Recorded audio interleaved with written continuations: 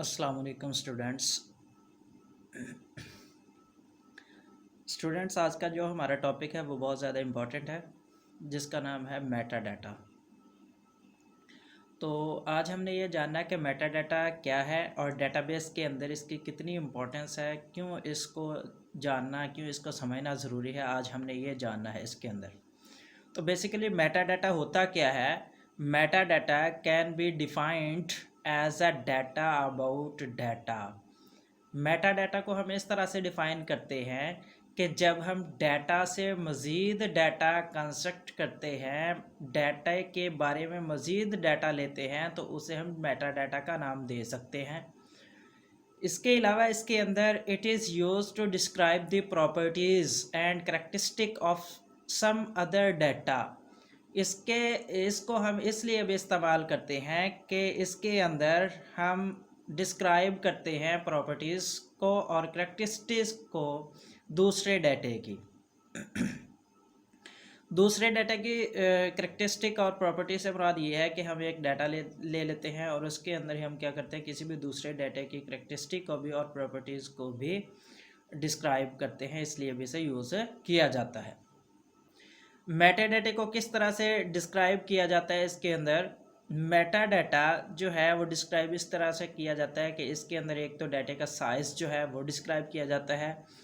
इसके अलावा इसका फॉर्मेट क्या होगा डाटे का, ये इसके अंदर डिस्क्राइब किया जाता है, और कुछ अदर जो करैक्टरिस्टिक हैं वो भी इसके अंदर डिफाइन है की जाती हैं। Includes the Meta data rules and concentrates about data. तो यहाँ पे कहता है कि मेटा डाटा के अंदर इंक्लूड है rules and concentrates about data. Remember always कि यहाँ पे एक वर्ड न्यू यूज़ हुआ है, कॉन्सेंट्रेट्स। तो कॉन्सेंट्रेट्स क्या होता है ये आपको समझना बहुत ज़रूरी है, और ये पूरी डाटाबेस के अंदर बार बार यूज़ होने वाला वर्ड है। तो मैं आपको बता दूं कि कॉन्सेंट्रेट्स क्या होता है। कॉन्सेंट्रेट्स जो है इससे मुराद ये है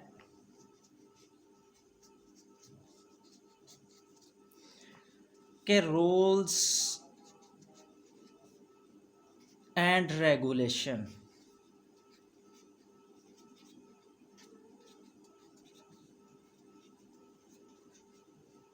सिंपल वर्ड्स के अंदर अगर मैं बताऊं आपको तो इससे मुराद ये है, कह दो बंद। मतलब क्या है इसका?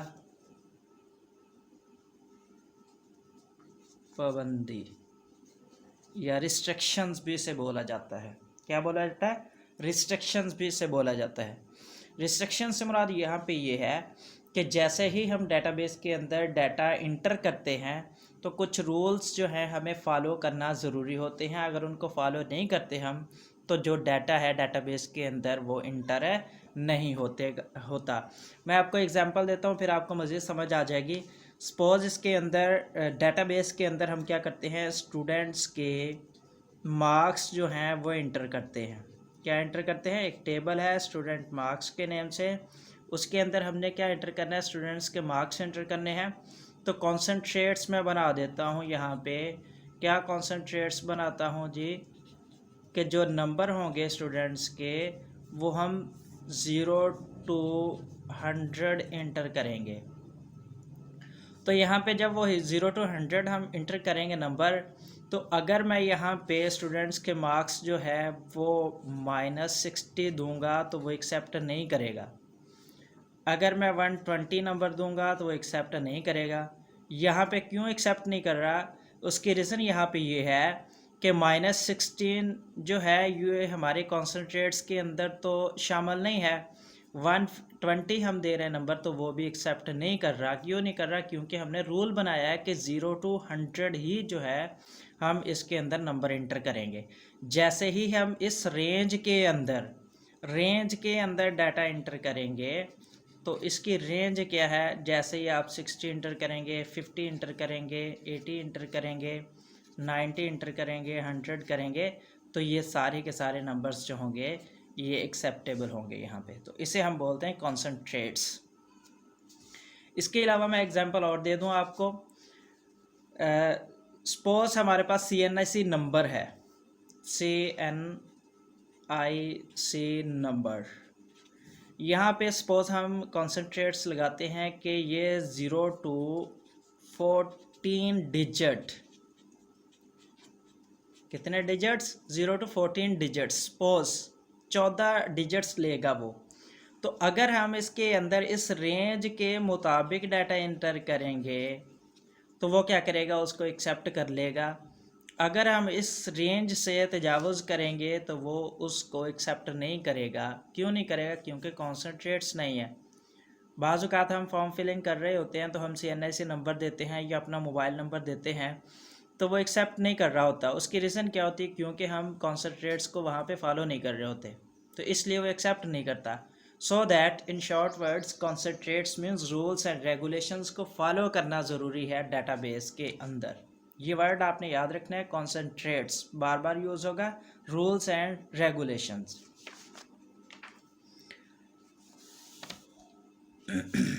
उसके बाद है जी some examples of data.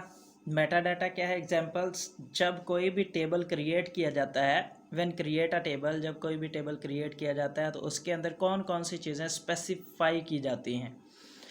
Specify की जाती हैं डाटा टाइप। इसके अंदर सबसे पहले है डाटा टाइप से मुराद ये है कि जो डाटा हम इंटर करना चाहते हैं उसकी टाइप क्या है डाटे की। सपोज इंटीजर है, करैक्टर है, फ्लोट है, या किस टाइप का डाटा है, और उसका साइज़ क्या है। साइज़ जैसे मैंने आपको अभी बताया कि साइज़ से मुराद ये है कि अगर रोल नंबर हम लेते हैं स्टूडेंट्स का तो रोल नंबर के अंदर मैं साइज़ लेंथ उसकी रख दूँगा, मैं रख देता हूँ लेंथ 3, तो फिर वो 3 डिजिट से ज़्यादा वो नहीं लेगा नंबर, वो नीचे लेगा नंबर, इससे ज़्यादा नंबर नहीं ले सकता। मतलब 3 डिजिट्स 1 2 3 अगर मैं इस तरह से दूंगा उसको रोल नंबर तो वो एक्सेप्ट नहीं करेगा। क्यों नहीं करेगा? क्योंकि मैंने लेंथ यहाँ पे डिक्लेयर करवा दी उसकी। सो दैट हमें क्या करना पड़ेगा यहाँ पे कि जो लेंथ हमने रखी है उसी के अकॉर्डिंग जो है वो डाटा एक्सेप्ट करेगा। इसे हम बोलते हैं साइज़। क्या बोलते हैं? साइज़, लेंथ बोला जाता है इसे। फॉर्मेट, ये भी हमने बताना है कि किस फॉर्मेट का डाटा है हमारा। And other concentrates for entering data in different fields in the table. जब हम टेबल की फील्ड्स के अंदर डिफरेंट किस्म की जो कि फील्ड्स होती हैं, फील्ड्स होती क्या है मैं आपको आगे जाके अभी बता रहा हूँ कि फील्ड्स क्या है। तो इनके अंदर, इन फील्ड्स के अंदर जब हम डाटा इंटर करेंगे तो वो किस तरह से करेंगे? कॉन्सेंट्रेट्स को फॉलो करते हुए हम इंटर करेंगे। ये जो हमने अभी जाना है, इस सारे के सारे जो है इस प्रोसेस को हम बोलते हैं मेटा डाटा ऑफ टेबल। कि इसके अंदर हमने टेबल का मेटा डाटा जाना कि टेबल के अंदर मेटा डाटा क्या है टेबल की टर्म के अंदर। इस लेक्चर का रिमेनिंग जो पार्ट है मैं नेक्स्ट जो वीडियो है उसमें दे रहा हूँ ताकि ज़्यादा लेंथी वीडियो ना हो जाए।